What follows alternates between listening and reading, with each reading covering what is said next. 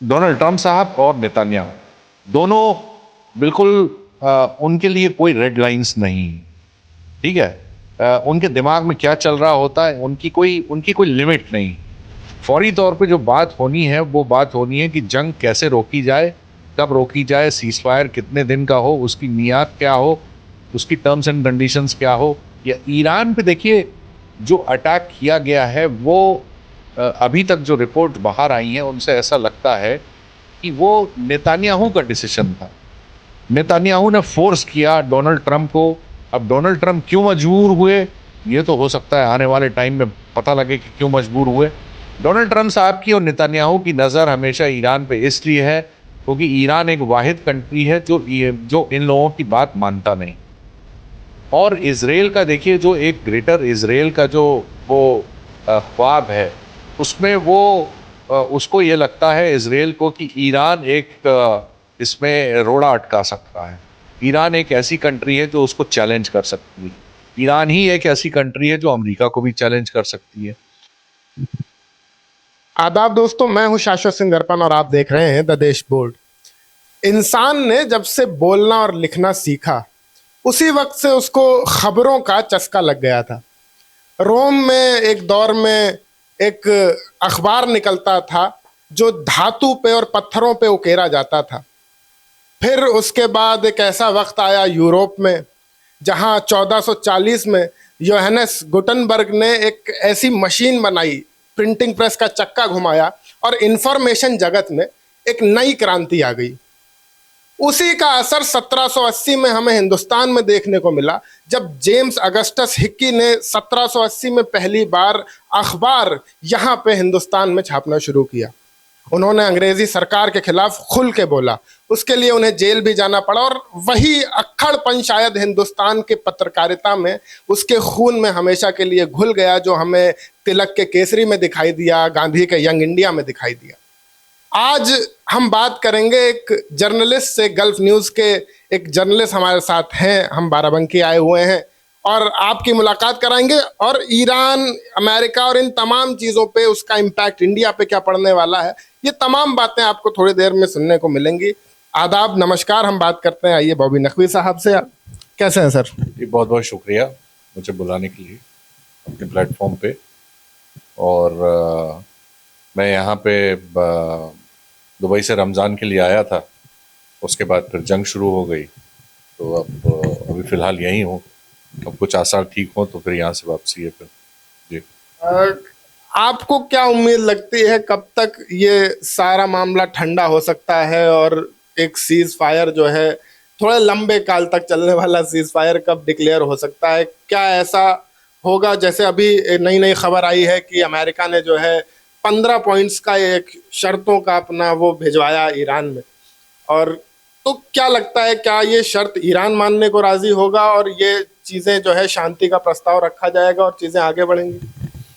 देखिए, ईरान ने तो साफ साफ मना कर दिया है कि जो 15 पॉइंट की उन्होंने अपना एजेंडा दिया था डोनाल्ड ट्रंप साहब ने, उसको सिरे से नकार दिया है। और उसके पलट में उन्होंने करीब अपना 5 पॉइंट का एजेंडा दिया था। तो अभी हालात ये हैं कि दोनों पार्टी जो है अपनी अपनी पोजीशन पर कायम है। हालांकि ईरान का थोड़ा सा पलड़ा जो है भारी लगता है, क्योंकि ईरान के कब्ज़े में स्ट्रेट ऑफ हॉर्मोज़ है, जहाँ से करीब करीब जो है 20% दुनिया के जो तेल की सप्लाई होती है, तो वो तेल की सप्लाई ठप है। और वो एक तरह से उसकी जो उस स्ट्रेट ऑफ हॉर्मोज़ की जो चाबी है वो ईरान के हाथ में है। तो अब देखना आगे ये है कि इसमें से कौन सी पार्टी झुकती है। मुझे ऐसा लगता है कि हो सकता है डोनाल्ड ट्रंप साहब आने वाले दिनों में, उनके पास दो ही ऑप्शन है। या तो वो पूरी तरह से अपनी फ़ौज बुला के कम से कम 1-1.5 लाख की फ़ौज इकट्ठा करके और ईरान के ऊपर हमला कर दे, और दूसरा, या तो ईरान की कोई ऐसी शर्त मान ले जिससे ईरान बातचीत के लिए तैयार हो जाए। वो जो 5 पॉइंटर्स की जो शर्तें हैं जिनका आप जिक्र कर रहे थे, उनको, उनके बारे में थोड़ा सा अगर आप डिटेल में बताना चाहें कि क्या क्या शर्तें ईरान ने रखी? देखिए, अमेरिका ने जो 15 पॉइंट की जो शर्तें रखी थी, उसमें तो वो बहुत बड़ी बड़ी शर्तें थी जिन पे एक्चुअली बातचीत हो भी रही थी। आपको अगर याद हो कि फरवरी में 3 राउंड बातचीत हुई थी, जिसमें से पहला राउंड 6 फरवरी को मस्कत में हुआ था। उसके बाद 2 राउंड जो है 17 फरवरी और 26 फरवरी को जेनेवा में हुई थी, यानी स्विट्ज़रलैंड में। और ये हमला फिर 26 तारीख को ये बातचीत ख़त्म हुई थी। उसके बाद फिर ये मेरे ख्याल से थर्सडे का दिन था, और उसके बाद फिर ये बातचीत अगले मंडे को शुरू होनी थी वहीं जिनेवा में, और काफ़ी प्रोग्रेस हो चुकी थी। लेकिन सैटरडे को यानी 28 फरवरी को इन लोगों ने बिना बताए जंग शुरू कर दी, और पहले ही दिन ईरान की जो पूरी लीडरशिप है, इंक्लूडिंग जो सुप्रीम लीडर हैं आयतुल्लाह अली ख़ुमैनी, उनको मार दिया। उनके साथ में करीब 40 से 44 जो सीनियर लोग थे, इंक्लूडिंग डिफेंस मिनिस्टर और बाकी लोग जो हैं उसमें मार दिए गए। अब ये जो बातचीत की जो कोशिश शुरू हुई है, उसमें उन्होंने जो डिमांड रखी है 15 पॉइंट की, वो इस जंग के दौरान वो चीज़ डिस्कस नहीं हो सकती। देखिए, क्योंकि वो न्यूक्लियर प्रोग्राम ख़त्म करना या अपने बैलिस्टिक मिसाइल ख़त्म करना, इस पे तो बाकायदा एक बातचीत होगी। जब आमने सामने दोनों पार्टी टेबल पे बैठेंगे तो उसमें डिस्कशन होगा, उनकी अपनी टेक्निकल टीम भी रहेगी। तो ये तो बात की बात है। फौरी तौर पे जो बात होनी है वो बात होनी है कि जंग कैसे रोकी जाए, कब रोकी जाए, सीज फायर कितने दिन का हो, उसकी मियाद क्या हो, उसकी टर्म्स एंड कंडीशंस क्या हो। जब सीज फायर रहेगा तो उसमें उस दौरान स्टेट ऑफ हॉर्मुज़ का ट्रैफिक जो है वो कैसे मैनेज होगा, क्या वो तेल के जहाज आने जाने देंगे, तो ये सारी चीज़ें डिसाइड करनी है। तो अल्टीमेटली अगर ये बातचीत किसी किस्म की होती है तो उसमें 2 या 3 बिंदु पे बात हो सकती है। ईरान ने हालांकि 5 पॉइंट की डिमांड रखी है। उसमें एक तो वो मुआवजा मांग रहे हैं जो ईरान के ऊपर हमला हुआ है और जो डैमेज हुआ है, करीब मेरे ख्याल से 90,000 से ज़्यादा जो उनके सिविलियन साइट्स हैं उस पर हमला हुआ है, बहुत ज़्यादा नुकसान हुआ है, उनके डिफेंस स्टैब्लिशमेंट पे हुआ है, इंडस्ट्रियल कॉम्प्लेक्सेस पे हुआ है, जो सिविलियन इंफ्रास्ट्रक्चर है जैसे पावर प्लांट है या फैक्ट्रीज हैं उस पर हुआ है। बहरहाल वो एक कॉम्पनसेशन मांग रहे हैं। दूसरी जो बड़ी डिमांड है उनकी है कि जो अमेरिका के जो 13 करीब बेसेस हैं, मिलिट्री बेस हैं, ये जो गल्फ की 6 कंट्रीज हैं वहाँ पे, तो वो उनको ये चाहते हैं कि वो सारे बेसिस जो है अमेरिका खाली करके यहाँ से चला जाए। वो भी देखिए ऐसी डिमांड है जो वो एकदम से तो पूरी नहीं हो सकती। उसको पूरा होने के लिए तो अमेरिका अगर चाहेगा भी तो उसको भी थोड़ा वक्त चाहिए। बहरहाल अभी स्टेटस ये है कि वो बेसिस जो हैं, ऐसा मीडिया रिपोर्ट्स कहती हैं और जो बाकी रिपोर्ट्स आ रही हैं कि वो बेसिस काफ़ी तरह डैमेज हुए हैं, और वहाँ से जो अमेरिकी फ़ौज के जो वहाँ पे ऑफिशियल्स या अधिकारी या सोल्जर्स जो थे उनको वहाँ से हटा के अब होटलों में रखा गया है। तो अल्टीमेटली देखिए होगा यही कि 2 या 3 बातों पे अग्रीमेंट होगा जिससे कि जंग रुक जाए। जंग जब रुकती है तभी कोई बातचीत हो सकती है, उसके पहले कोई बातचीत हो नहीं सकती। जी। एक सवाल मेरे मन में जो है बहुत वक्त से था, लोग भी बहुत जानना चाह रहे थे, हमने जब लोगों से बातचीत की तो अमेरिका ने वेनेजुएला के प्रधानमंत्री को उठा लिया। उसके बाद अमेरिका की नज़र ग्रीनलैंड पर पड़ी, वो ग्रीनलैंड पर भी कब्जा करना चाहता था। इस सारी उठा पटक के बीच ऐसा क्या हुआ कि अचानक से अमेरिका ने ईरान की तरफ रुख कर लिया? देखिए, डोनाल्ड ट्रंप साहब जो है वो, उनके पास कोई एडमिनिस्ट्रेटिव एक्सपीरियंस तो कभी रहा नहीं। वो एक बिजनेसमैन है और जब वो पहली बार राष्ट्रपति बने तो उनका हमने देखा, दूसरी बार जब ये बने तो मुझे ऐसा लगता है कि जो उनके पास, उनको लगा कि अमेरिका की जो फौज है, जो सबसे बड़ी फौज है, वो उनके कमांड में है, वो कमांडर इन चीफ हैं, तो उनको ऐसा लगता है कि शायद दुनिया में कुछ भी वो कर सकते हैं। हमने देखा कैसे उन्होंने फौज भेजी, वहाँ से वेनेजुएला के जो राष्ट्रपति हैं उनको उठा के ले आए, और अब बात कर रहे हैं कि क्यूबा में करेंगे, अटैक करेंगे, फिर अभी ईरान पे अटैक किया। ईरान पे देखिए जो अटैक किया गया है वो अभी तक जो रिपोर्ट्स बाहर आई हैं उनसे ऐसा लगता है कि वो नेतान्याहू का डिसीजन था। नेतान्याहू ने फोर्स किया डोनाल्ड ट्रंप को। अब डोनाल्ड ट्रंप क्यों मजबूर हुए, ये तो हो सकता है आने वाले टाइम में पता लगे कि क्यों मजबूर हुए। बहरहाल ये, जैसा मैंने आपको बताया, 26 फरवरी तक बातचीत हुई है, उसमें काफ़ी प्रोग्रेस हुई है। वहाँ पे डोनाल्ड ट्रंप साहब के 2 नुमाइंदे थे, एक स्टीव विटकॉफ था, दूसरे जेरेड कुशनर थे, वो उनके दामाद भी हैं, और काफ़ी दोनों ने ये, उसमें ओमान के भी फॉरेन मिनिस्टर मौजूद थे जिन्होंने ये बताया कि काफ़ी प्रोग्रेस हुई है।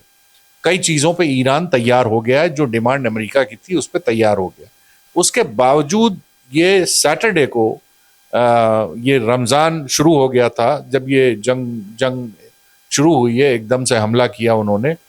उसका देखिए, जो मुझे ऐसा लगता है और जो रिपोर्ट्स आई हैं उससे ऐसा लगता है कि उस दिन ये जो मीटिंग हो रही थी आयतुल्लाह अली खमैनी साहब के कंपाउंड पे, इस मीटिंग की जानकारी उनको थी और उनको लगा कि अगर ये पूरी लीडरशिप को हम ख़त्म कर देते हैं तो ईरान, इजराइल को ये लगा कि ईरान जो है वो पूरा, फिर वहाँ पे सत्ता पूरी चेंज हो जाएगी, रजीम चेंज हो जाएगा और फिर वहाँ पे कोई हम एक फ्रेंडली ईरान का सुप्रीम लीडर या प्रेसिडेंट वहाँ बैठाल सकते हैं जो हमारी बात मानेगा। डोनाल्ड ट्रंप साहब की और नेतन्याहू की नज़र हमेशा ईरान पे इसलिए है क्योंकि ईरान एक वाहिद कंट्री है जो इन लोगों की बात मानता नहीं है। और इजराइल का देखिए, जो एक ग्रेटर इजराइल का जो वो ख्वाब है, उसमें वो उसको ये लगता है इजराइल को कि ईरान एक इसमें रोड़ा अटका सकता है। ईरान एक ऐसी कंट्री है जो उसको चैलेंज कर सकती है। ईरान ही एक ऐसी कंट्री है जो अमेरिका को भी चैलेंज कर सकती है। तो ये मौका जो मिला सैटरडे को, अब ये बात की मेरे ख्याल से बाद में शायद पता लगे कि ईरान से मुखबरी हुई है या इनकी इंटेलिजेंस इतनी सटीक थी कि इनको पता लग गया कि किस वक्त कहाँ पे इतने लोग इकट्ठा हो रहे हैं, तो वो उन्होंने हमला किया। उसको उन्होंने कहा प्रीएम्प्टिव स्ट्राइक है। अब प्रीएम्प्टिव क्या प्रीएम्प्ट करने के लिए किया ये आज तक नहीं बताया है, क्योंकि ऐसी कोई रिपोर्ट नहीं थी। इनकी खुद के जो इंटेलिजेंस की जो डायरेक्टर हैं, हेड हैं, तुलसी गाबार्ड हैं और दूसरे केंट हैं जिन्होंने रिजाइन भी किया, उन लोगों ने कहा था कि ऐसा कोई खतरा ईरान से अभी हमारे अमेरिका के ऊपर कोई ऐसा खतरा नहीं है। तो कुल मिला के यही है कि इसमें नेतन्याहू साहब जो हैं उन्होंने डोनाल्ड ट्रंप साहब को मजबूर किया या तैयार किया, कन्विंस किया। आज तक देखिए कोई अमेरिका का राष्ट्रपति, ये इजराइल की पिछले 30-40 सालों से कोशिश है कि ईरान के ऊपर हमला किया जाए, आज तक कोई भी अमेरिका का राष्ट्रपति, प्रेसिडेंट जो है वो तैयार नहीं हुआ।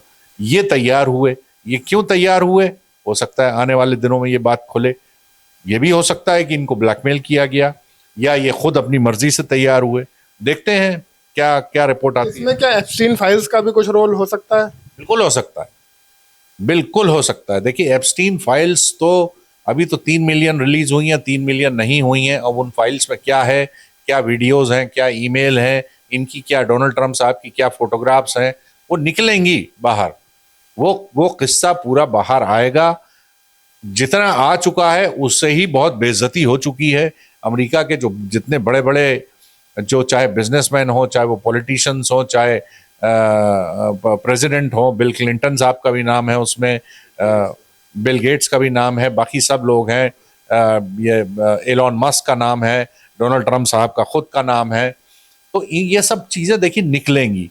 ये देखिए मोसाद जो इजराइल की जो इंटेलिजेंस एजेंसी है वो इतनी खतरनाक है कि उसके लिए कोई बड़ी बात नहीं है कि वो उसके पास पूरी एप्स्टीन फाइल्स की पूरी वो फाइल्स हों और उन फाइल्स को लेके इनको ब्लैकमेल किया गया है।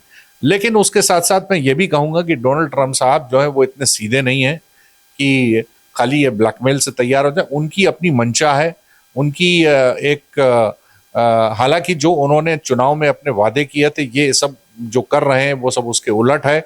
उनके जो इलेक्शन प्रोमिसेस थे उनके खिलाफ हैं। इसीलिए उनके जो वोटर हैं, जो मागा जो सपोर्ट करते हैं, मेक अमेरिका ग्रेट अगेन जो उनका स्लोगन था, उसको जो सपोर्ट करते हैं वो लोग भी नाराज़ हैं। कल करीब करीब 90 लाख लोग जो हैं अमेरिका के कई शहरों में निकले, प्रोटेस्ट किया ईरान की जंग के खिलाफ में। तो मेरे ख्याल से उस दिन जो जंग की शुरुआत की थी वो इसीलिए की थी कि उनको लगा कि एक मौका है इन सबको मार दिया जाए। और मारने के बाद फिर उनका ऐसा अंदाज़ा था या मोसाद का ऐसा इनपुट था कि ये सारे लोग जो ईरान के जो लोग प्रोटेस्ट कर रहे थे, जो जनवरी में बाहर आए थे, वो सब बाहर आ जाएंगे और वहाँ पे तख्ता पलट हो जाएगा और हम कोई अपना एक आदमी बैठाल देंगे जो फिर हमारे मुताबिक काम करेगा। जी। एक तरफ कुछ वक्त पहले तक डोनाल्ड ट्रंप साहब ये क्लेम कर रहे थे कि मैं दुनिया में शांति लेके आऊंगा, कहीं भी जंग हो रही है तो उनका हस्तक्षेप नजर आ रहा है।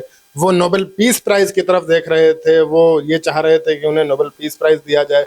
फिर अचानक ऐसी क्या मजबूरी या ऐसा क्या उन्हें दिखने लग गया फायदा ईरान कैप्चर करने में इसराइल का तो समझ में आता है कि उसे ग्रेटर इसराइल के प्लान पे काम करना था, मगर अमेरिका का ऐसा क्या फायदा हो रहा था कि डोनाल्ड ट्रंप साहब सीधे तौर पे जो है, आमतौर पे वो पीछे से ही लड़ते हैं, हथियारों का सप्लाई करते हैं, अपना फायदा, अमेरिका का फायदा देख रहे होते हैं, बट इसमें आज इस बार ऐसा क्या हुआ कि वो डायरेक्टली इस वॉर में कूद पड़े?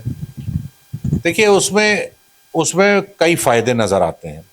जैसे वेनेजुएला के ऊपर उन्होंने अटैक किया, उनके प्रेसिडेंट को, उनके राष्ट्रपति को पकड़ के ले आए। वेनेजुएला के पास वर्ल्ड के सबसे ज्यादा ऑयल रिजर्व्स हैं। सऊदी अरेबिया नंबर 2 पे आता है। सऊदी अरेबिया ओपेक का सबसे बड़ा प्रोड्यूसर है ऑयल का, लेकिन रिजर्व्स नंबर 2 पे हैं। वैसे ही ईरान के पास गैस के बहुत बड़े रिजर्व्स हैं, तेल के भी रिजर्व्स हैं। दूसरा, देखिए, ईरान एक बहुत बड़ा मुल्क है, 90 मिलियन का है।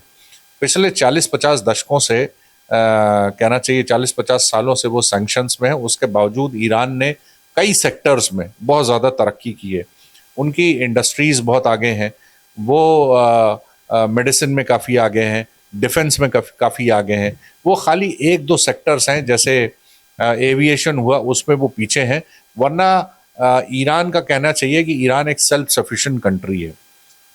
सबसे बड़ी बात है कि ईरान के बारे में अमेरिका और इजराइल को लगता है कि वो उनके लिए मिडिल ईस्ट में जो उनकी दादागिरी चलती है, उसके लिए ईरान एक खतरा है। ईरान न सिर्फ अपनी आवाज़ उठा सकता है अमेरिका और इजराइल के लिए, बल्कि इनको नुकसान भी पहुंचा सकता है। इजराइल का जो ख्वाब है कि ग्रेटर इजराइल, जिसमें वो सीरिया का कुछ हिस्सा सऊदी अरेबिया का, कुछ हिस्सा जॉर्डन का, वो बढ़ा के ग्रेटर इजराइल बनाना चाहते हैं। तो इस ख्वाब में उनको जाहिर बात है कि उनको ऐसा लगता है कि ईरान एक अड़चन है। जब तक ईरान रहेगा, जब तक ईरान में वहाँ पे आयतुल्ला लोग बैठे रहेंगे, जब तक ये ख्वाब हमारा पूरा नहीं हो सकता। इजराइल अपने पूरे उस रीजन में, मिडल ईस्ट में, पूरा उसमें कब्जा करना चाहते हैं। चाहे वो ट्रेड हो, चाहे वो ऑयल हो, चाहे वो दूसरी चीज़ें हो, उसके ऊपर वो कब्जा करना चाहते हैं। अब सवाल यह है कि डोनाल्ड ट्रंप साहब को इसमें क्या फायदा है। देखिए, डोनाल्ड ट्रंप जब चुनाव जीत के आए हैं तो उनको एक बहुत बड़ी जो जूइश लॉबी है उसने सपोर्ट किया है, उसने पैसा किया है, उसने फंडिंग दी है। दूसरा, डोनाल्ड ट्रंप साहब खुद बिजनेसमैन है, उनको कई जूइश कंपनीज जो है सपोर्ट करती हैं। इनका एक तो पर्सनल ये फायदा है। उनके दामाद साहब जो हैं वो उनके एडवाइजर कम, उनके लिए उनके कहना चाहिए कि उनके एजेंट हैं। वो उनको वो अक्सर अपना अमेरिका का नुमाइंदा बना के भेजते हैं, जैसे जो ईरान से बातचीत हो रही थी उसमें भी भेजा था। लेकिन मेन काम उनका यह है कि उनका जो ट्रंप परिवार है, जो ट्रंप फैमिली है, उनके लिए वो बिजनेस के इंटरेस्ट जो हैं उनको वो प्रमोट करते हैं, उनको प्रोटेक्ट करते हैं और उनके लिए फंडिंग भी इकट्ठा करते हैं। डोनाल्ड ट्रंप साहब का पर्सनल ये फायदा है। दूसरा, जैसे अभी हम लोगों ने डिस्कस किया कि ये भी बात हो सकती है कि डोनाल्ड ट्रंप साहब को एप्स्टीन फाइल्स की कुछ चीज़ें दिखाई गई हों कि ये हम लीक कर देंगे अगर आपने हमारा साथ नहीं दिया। ये भी हो सकता है, तो हो कुछ भी सकता है। देखिए, बहरहाल हकीकत यह है कि आज अमेरिका और इजराइल ईरान से जंग लड़ रहा है। ईरान बहुत बेहतरीन जंग लड़ रहा है और उसने साफ कह दिया है कि हम आपके आगे घुटने नहीं टेकेंगे। दुनिया की 20% ऑयल सप्लाई का जो रूट है वो ईरान के कब्जे में है और अब सुन रहे हैं कि वो पार्लियामेंट में ऐसा नया लॉ ला रहे हैं जिससे वो उस स्टेट ऑफ हॉर्मुज़ पे बाकायदा वो वहाँ से एक कहना चाहिए कि टोल टैक्स वसूलेंगे। उसके लिए वो एक फ्रेमवर्क तैयार कर रहे हैं। तो मुझे ऐसा लगता है कि देखिए, ये एक टक्कर जो है, अब जो शुरुआत जो हुई थी, किसी को अंदाज़ा नहीं था कि ईरान जो है एकदम से इतने दिनों तक टिक पाएगा या वो अमेरिका और इजराइल और दूसरी जो कंट्रीज है मिडल ईस्ट की, जहाँ जहाँ अमेरिका के बेसेस हैं, उनके ऊपर वो हमला कर पाएगा। लेकिन ये सब हमने देखा है कि पिछले जो करीब 28-29 दिनों में, 1 महीने से ज़्यादा हो गया है, तो हमने देखा कि ईरान बखूबी लड़ रहा है और ईरान ने बहुत ज़्यादा नुकसान भी पहुंचाया है। और ईरान ने ये जता दिया है कि इस जंग से खाली उस रीजन में नहीं बल्कि पूरी ग्लोबल इकोनॉमी के ऊपर असर पड़ेगा। और ये भी साफ किया है कि ये जंग हमने नहीं शुरू की थी, हम सिर्फ अपने इंटरेस्ट को प्रोटेक्ट कर रहे हैं। तो देखिए, अब ये कब तक चलती है जंग। मुझे तो नहीं लगता कि आने वाले कुछ दिनों में ये जंग रुक जाएगी। हो सकता है कोई मुआवजा हो जाए, हो सकता है कोई ऐसी बात हो जाए, या हो सकता है कोई डोनाल्ड ट्रंप साहब थक हार के कोई बहुत बड़ा कंसेशन दे दें जिससे ईरान कहे कि चलिए ठीक है अब बात कर लेते हैं। एक अंदेशा ये भी लगाया जा रहा है कि कहीं ना कहीं ईरान को रशिया की बैकिंग मिली हुई है इस जंग में, और अगर क्या ये जंग आगे बढ़ती है तो हमें आने वाले वक्त में न्यूक्लियर अटैक्स भी देखने को मिल सकते हैं। बड़े आसानी से तमाम मीडिया हाउसेस कह रहे हैं कि न्यूक्लियर हमला हो जाएगा, ये हो जाएगा, और हिंदुस्तान में आमतौर पे जो मेन स्ट्रीम मीडिया है वो ये बड़ी बड़ी बातें करके व्यूज बटोरने का आदी है। तो क्या इतनी आसानी से हम न्यूक्लियर वॉर की तरफ जा सकते हैं, और ये खतरा न्यूक्लियर वॉर का क्या इस दुनिया पे इस वक्त मंडरा रहा है? देखिए, इसमें जो तीन ताकतें जो जंग लड़ रही हैं, यानी अमेरिका, इजराइल और ईरान। अब अमेरिका एक न्यूक्लियर पावर है, उसके पास जो न्यूक्लियर जो मिसाइलों का जो ज़ख़ीरा है वो सबसे बड़ा है पूरी दुनिया में, हर आदमी जानता है। और उन न्यूक्लियर वेपन्स के उनके जो करीब करीब जो है अमेरिका के करीब 900 बेसेस हैं पूरी दुनिया में, और वो न्यूक्लियर वेपन्स उन्होंने अलग अलग जगह रख रखे हैं। दूसरा जो है इसमें प्लेयर है इजराइल। इजराइल ने कभी ये एक्सेप्ट नहीं किया कि वो न्यूक्लियर वेपन्स बना रहा है या उसका न्यूक्लियर कोई प्रोग्राम है।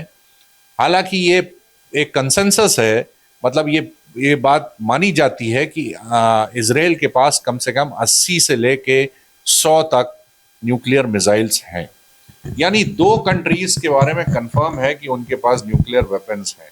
अब तीसरा ईरान जो है, ईरान के बाद बारे में भी ग्लोबल कंसेंसस है कि उनके पास न्यूक्लियर वेपन अभी नहीं है। ठीक है, अब देखिए न्यूक्लियर वेपन कब इस्तेमाल होता है। न्यूक्लियर वेपन जो आखिरी बार इस्तेमाल हुआ था और एक ही बार इस्तेमाल हुआ इस दुनिया में, वो हुआ था नागासाकी और हिरोशिमा के ऊपर। वो हुआ था जब जापान ने पर्ल हार्बर का अटैक किया था। उनके अमेरिका के एयरक्राफ्ट कैरियर पर अटैक किया था, उसमें शायद 2000 से ज़्यादा उनके अमेरिका के सेलर्स जो हैं वो मारे गए थे। उसके बाद अमेरिका ने ये दो जगह न्यूक्लियर बम फोड़े। क्या ऐसी सिचुएशन इस जंग में आ सकती है? देखिए, इसको रूल आउट नहीं किया जा सकता।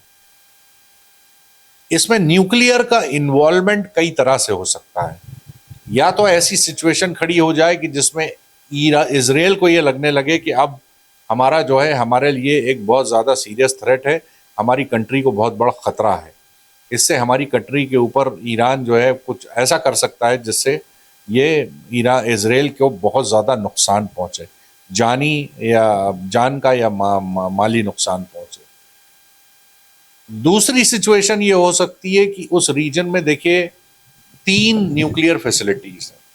एक बुशेर का न्यूक्लियर प्लांट है जो ईरान में है, दूसरा बराका न्यूक्लियर प्लांट है वो अबू धाबी में है, और तीसरी जो है वो डिमोना में है जो इजराइल की न्यूक्लियर फैसिलिटी है, जहाँ पे आज तक कोई भी इंटरनेशनल न्यूक्लियर जो IAEA है, जो रेगुलेटरी एजेंसी है, इंटरनेशनल एटॉमिक एनर्जी एजेंसी, उनका आज तक कोई इंस्पेक्टर नहीं किया। वहाँ क्या होता है किसी को कुछ नहीं मालूम। अब अगर इन तीनों फैसिलिटीज में से कहीं एक कोई एक्सीडेंट हो जाता है या कोई मिसाइल गिर जाता है तो वो भी अपने आप में एक न्यूक्लियर डिजास्टर होगा। दूसरी सिचुएशन मैंने बताई कि इजराइल और अमेरिका को अगर ये लगे कि अब ईरान जो है बहुत बुरी तरह हमारे ऊपर हावी हो रहा है और हमारे पास कोई रास्ता नहीं है सिवाय इसके कि हम न्यूक्लियर बम गिरा सकें। देखिए, अमेरिका और इजराइल में दो पागल लोग बैठे हैं इस वक्त, डोनाल्ड ट्रंप साहब और नेतन्याहू। दोनों बिल्कुल उनके लिए कोई रेड लाइंस नहीं है। ठीक है, उनके दिमाग में क्या चल रहा होता है उनकी कोई लिमिट नहीं है। वहीं अगर आप ईरान को लेते हैं तो ईरान में देखिए आयतुल्लाह अली खुमैनी ने 2003 में फतवा दिया था कि हम न्यूक्लियर प्रोग्राम को परसू नहीं करेंगे। वो फतवा अभी तक है, उस फतवे को हटाया नहीं गया या उस फतवे को खारिज नहीं किया गया है। अब जो नए जो सुप्रीम लीडर आए हैं, आयतुल्लाह मुस्तफा खुमैनी जो उनके बेटे हैं, उन्होंने अभी तक कोई ऐसी बात नहीं कही है कि वो अपने वालिद साहब का फतवा हटाएंगे या जो न्यूक्लियर प्रोलिफरेशन ट्रीटी है जिसका ईरान हिस्सा है उससे वो बाहर निकलेंगे, या वो न्यूक्लियर प्रोग्राम अपना न्यूक्लियर एनरिचमेंट जो है यूरेनियम का उसको शुरू करेंगे। तो खतरा तो मुझे लगता है कि उस रीजन में न्यूक्लियर वॉर का है। दुआ करिए कि ऐसा कुछ ना हो, क्योंकि अगर ऐसा कुछ होता है तो फिर ये बहुत बड़ा डिजास्टर होगा, और इस डिजास्टर को फिर कोई संभाल नहीं पाएगा।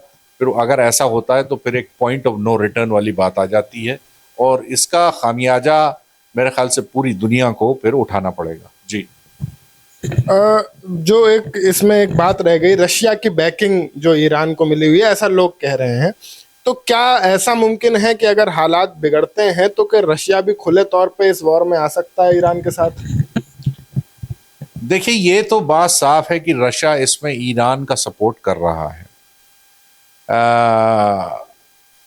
सीधे सीधी हथियार देने में अभी ना कर रहा हो, लेकिन उनका कोई ना कोई टेक्नोलॉजी से कोई ना कोई सपोर्ट है, डिप्लोमेटिक सपोर्ट भी है। उनके फॉरेन मिनिस्टर जो है लावरोव, उनके जितने स्टेटमेंट्स उठा के देखें इस जंग के ऊपर, वो सारे जो है ईरान को सपोर्ट करते हैं, और वो उन्होंने खुल के कहा है कि ये जंग जो है ईरान के ऊपर थोपी गई है। तो डिप्लोमेटिक सपोर्ट है, हो सकता है उनको सैटेलाइट्स के थ्रू और मदद दी जा रही हो, या और भी कोई ऐसी मदद पहुंचाई जा रही हो ईरान को जिसकी अभी हमें पूरी जानकारी नहीं है। अब न्यूक्लियर वाले मामले में देखिए, इसमें ये बड़ा सेंसिटिव मामला हो जाता है। अब इस जंग में अगर कोई ऐसी नौबत आती है तो रशिया कितनी हद तक ईरान का साथ देगा? क्या कोई न्यूक्लियर फैसिलिटी पे हमला हो जाता है? जैसे मैंने बताया, बुशेर न्यूक्लियर प्लांट जो है वो पूरा जो है मैनेज करते हैं रशियन साइंटिस्ट, उनकी पूरी टीम बुशेर में रहती है, वो पूरा मैनेज करते हैं। अब उनकी उस बुशेर प्लांट पे अगर कोई हमला होता है और उसमें कुछ हम रशियन साइंटिस्ट मारे जाते हैं या उनके टेक्नीशियंस मारे जाते हैं, तब क्या रशिया उसमें कूद सकता है जंग में? कुछ कह नहीं सकते। पॉसिबिलिटीज सारी हैं कि अगर जंग इस नौबत पे पहुंची, इस पॉइंट पे पहुंची, इस इन्फ्लेक्शन पॉइंट पे पहुंची कि वहां से वापस आना मुश्किल है, तो इसमें चाइना का भी इन्वॉल्वमेंट हो सकता है, रशिया का भी हो सकता है, नॉर्थ कोरिया का भी हो सकता है। बहुत सारे एक्सपर्ट्स का ये भी कहना है कि ईरान भी एक न्यूक्लियर पावर है, बट उसको अभी तक न्यूक्लियर टेस्ट करने से रशिया ने रोक रखा था। तो क्या ऐसा मुमकिन है कि ईरान के पास जो है अपने न्यूक्लियर मिसाइल्स हो, ईरान भी एक न्यूक्लियर पावर हो, बट किसी वजह से वो रशिया की दोस्ती में और उसके जो है ये चाह रहा हो, रशिया उसे अपना सीक्रेट वेपन मान रहा हो, इस वजह से उसको रोक कर रखा गया हो? देखिए, ईरान का एक न्यूक्लियर प्रोग्राम है। वो ये कहते हैं कि न्यूक्लियर प्रोग्राम जो है हमारा सिविलियन पर्पस के लिए, यानी पीसफुल पर्पस के लिए, यानी बिजली पैदा करने के लिए। जैसे मैंने आपको बताया कि उनका बुशेर न्यूक्लियर प्लांट है जो करीब करीब जो है शायद 2000 या 3000 मेगावाट बिजली पैदा करता है। उसको रशियन टेक्नोलॉजी के सपोर्ट से रशियन साइंटिस्ट जो है वो मैनेज करते हैं उसको। अब न्यूक्लियर वेपन के लिए क्या चीज़ चाहिए? न्यूक्लियर वेपन के लिए जो यूरेनियम है उसको इनरिच करना पड़ता है 70-80% तक। ऐसा माना जाता है जो ईरान के पास जो यूरेनियम का स्टॉक पाइल है वो करीब 441 किलोग्राम का है, उसको 65% तक इनरिच किया जा चुका है। अब उसको अगर आगे और करेंगे, 15-20% करेंगे, तभी वो उससे आप कोई न्यूक्लियर बम बना सकते हैं। दूसरा जो उसका कंपोनेंट होता है कि उसका बॉम्ब को डिलीवर करने के लिए उसका व्हीकल क्या होगा, उसके लिए चाहिए होता है बैलिस्टिक मिसाइल, यानी लॉन्ग रेंज बैलिस्टिक मिसाइल जिसकी रेंज जो है वो 1000 किलोमीटर से 2000 किलोमीटर ऐसी हो। तो ऐसा मानना है जो ग्लोबल जो एक्सपर्ट्स हैं, जो न्यूक्लियर जो रेगुलेटर्स भी हैं, कि ईरान के पास अलग अलग कंपोनेंट्स में न्यूक्लियर इनरिचमेंट के लिए यूरेनियम तो है जिसको अभी पूरी तरह से इनरिच नहीं किया जा सकता, नहीं किया गया है। लेकिन ऐसा भी नहीं है कि उनके पास कैपेसिटी नहीं है कि इसको वो जो 65% जो एनरिच्ड यूरेनियम है उसको 70-80 या 90% भी नहीं की, ऐसी कैपेसिटी उनके पास है। लेकिन वो उस स्टेज पे अभी नहीं पहुंचे हैं कि अगर कल उनके ऊपर न्यूक्लियर हमला हो जाए और तो वो कोई पलटवार न्यूक्लियर करना चाहे, तो वो कैपेसिटी अभी ऐसी नहीं है। और मुझे नहीं लगता कि अगर ऐसी कोई कैपेसिटी होती, देखिए सबसे पहले आपको अगर कैपेसिटी आपने डेवलप की है तो उसकी टेस्टिंग होती है। जैसे इंडिया ने किया है न्यूक्लियर टेस्ट 2 बार किया है, पाकिस्तान ने किया है। ये कंट्रीज सबको मालूम है कि इनके पास न्यूक्लियर हथियार, नॉर्थ कोरिया करता रहता है, रशिया और अमेरिका और बाकी जो न्यूक्लियर पावर्स हैं सबके पास, सबको पता है। तो उसको एक टेस्ट करना पड़ता है। वो टेस्टिंग, वो जो कंपोनेंट्स हैं, enriched uranium, ballistic missile capacity, तो इनको सबको एक जगह ला के तभी वो कोई वॉरहेड लॉन्च कर सकता है। ठीक है, तो वो कैपेसिटी अभी ईरान के पास नहीं है। ऐसा दुनिया के सभी, चाहे वो ईरान के दुश्मन हो या ईरान के दुश्मन नहीं भी हैं, वो सभी ऐसा मानते हैं कि उनके पास ये अभी कैपेबिलिटी नहीं है। जी। इसमें जो पूरी वॉर में इंडिया का जो रोल रहा है, वो इंडिया जो है बहुत ही डिप्लोमेटिक तरीके से काम ले रहा है। वो ये भी चाह रहा है कि हमारी दोस्ती ईरान से भी बनी रहे, वो ये भी चाह रहा है कि हमारे रिश्ते अमेरिका से भी ना खराब हों। हालांकि अमेरिका की तरफ से हिंदुस्तान के प्रधानमंत्री को लेके बहुत गलत बयान इस बीच दिए गए, लेकिन ईरान हमारा बहुत पुराना साथी रहा है। जब हम एक आर्थिक तंगी से गुजर रहे थे, उस वक्त ईरान ही एक ऐसा देश था जिसने हमसे ये कहा कि हम जो है आपसे डॉलर में तेल आपको नहीं बेचेंगे, हम आपको इंडियन करेंसी में भी तेल बेचने को राजी हैं, बार्टर सिस्टम पे भी तेल बेचने को राजी हैं। तो उसमें सबसे बड़ा मसला ये है कि क्या इस वक्त जब ईरान को ज़रूरत है तो हम इतने डिप्लोमेटिक हो जाएं कि हम खुल के ईरान का साथ भी ना दे पाएं? क्या ये सही फैसला है और इसके क्या फ़ायदे या नुकसान हो सकते हैं? देखिए, मोदी साहब ने एक स्ट्रेटेजिक गलती की थी, मिस्टेक की थी। जो जंग शुरू होने के 2 दिन पहले 25 फरवरी को वो तेल अवीव में थे और वहाँ की पार्लियामेंट में उन्होंने एक भाषण भी दिया। उसके बाद वहाँ के वॉर मेमोरियल में गए और वो एक बहुत बड़ी गलती थी। शायद उनको इस गलती को, मोदी गवर्नमेंट को इसका एहसास हुआ जब जंग शुरू हो गई। उसके बाद उनको एहसास हुआ कि उनसे एक बहुत बड़ी गलती हो गई। तभी फिर उन्होंने अपने फॉरेन सेक्रेटरी को ईरान की एम्बेसी भेजा, जहाँ पे उन्होंने कॉन्डोलेंस बुक साइन करी और कुछ उनके स्टेटमेंट्स भी आए। फिर उन्होंने कुछ अपने वॉर के ऊपर कुछ ट्वीट्स भी किए। आज की पोजीशन ये है कि इंडिया को ये एहसास हो गया है कि ये शायद ये बड़ी गलती थी, उनको वहाँ जंग के पहले नहीं जाना चाहिए। अब आज की सिचुएशन क्या है? आज की सिचुएशन ये है कि ईरान से वो चाहते हैं कि जो इंडिया के जो एलपीजी के जो जहाज़ हैं या तेल के जो जहाज़ हैं उनको आने दिया जाए। ईरान ने ऐसा कहा है। ईरान ने एक फ्रेंडली कंट्रीज़ की लिस्ट निकाली जिसमें इंडिया का भी नाम है। हालांकि ये बात क्लियर नहीं है कि इंडिया के सारे जहाज़ जितने हैं, शायद इंडिया ने 22-23 ऐसे जहाज़ उस रीजन में अभी हैं जिनको कहा है कि आप स्ट्रेट ऑफ हॉर्मुज से आने दीजिए।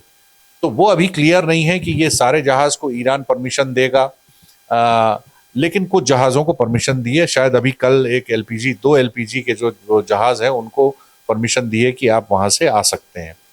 अब इस वक्त जो है ऐसा भी सुनने में आ रहा है कि इंडिया ने भी कुछ कंसेशंस ईरान को दिए हैं। जैसे ईरान की जो एम्बेसी है वो फंड रेजिंग कर रही है दिल्ली में। उन्होंने बाकायदा अपने बैंक अकाउंट डिटेल्स इशू किए हैं जिसमें लोग अपना ईरान को जो सपोर्ट करते हैं वो पैसे डाल रहे हैं।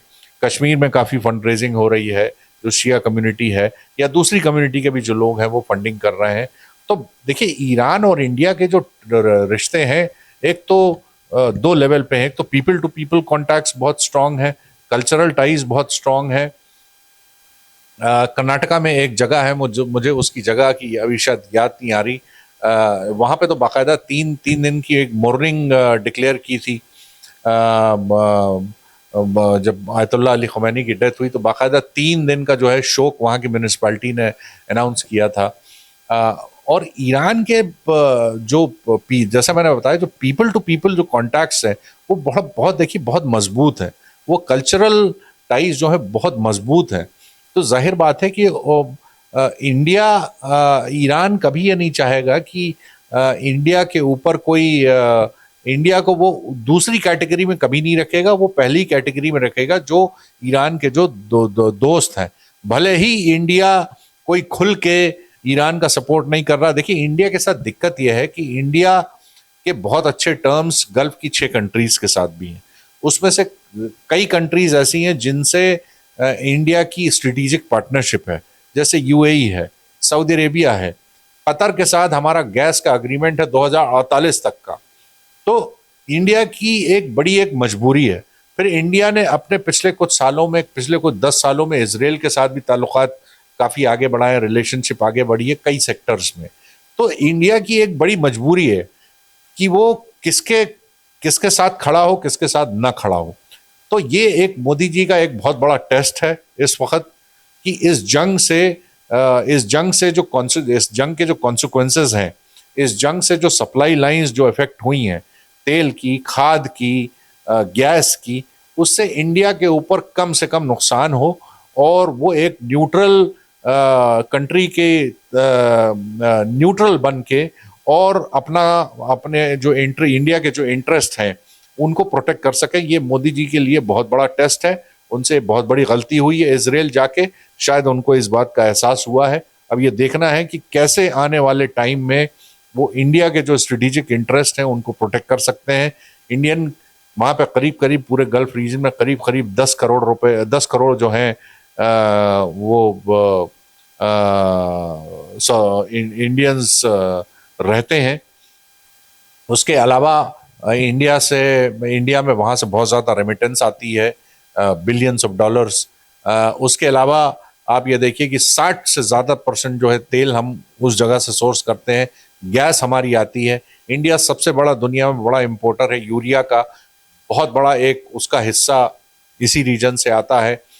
प्लस उसके जैसा मैंने कहा कि उनके ईरान से रिश्ते हैं, उनके 6 गल्फ कंट्रीज से रिश्ते हैं, इजराइल से भी रिश्ता। तो ये मोदी जी के लिए एक बहुत बड़ा टेस्ट है। ये टेस्ट में मोदी जी पास होंगे कि फेल होंगे, ये आने वाले दिनों में पता चलेगा। अगर ये माफ कीजिएगा, अगर ये जंग बहुत ज़्यादा और बढ़ जाती है या कोई अमेरिका ग्राउंड असॉल्ट कर देता है, उसके बाद जाहिर है कि हालात और ख़राब होंगे। ऐसी सूरत में देखना है कि इंडिया कैसे अपने स्ट्रेटेजिक इंटरेस्ट को प्रोटेक्ट कर पाता है। तो दोस्तों, उम्मीद करते हैं कि ये दुनिया जंग के अखाड़े से निकलकर दोस्ती की मेज पे साथ आएगी और बातचीत से सारे मामले सुलझाए जाएंगे। हम इस दुनिया को गांधीवादी दुनिया के रूप में देखेंगे, जहां शांति से, बातचीत से समझौते हो पाएंगे। आप सुन रहे थे बॉबी नकवी साहब को, मैं शाश्वत सिंह दर्पण, आप देख रहे थे द देश बोर्ड। आप सबका बहुत बहुत शुक्रिया। जय हिंद, जय भारत।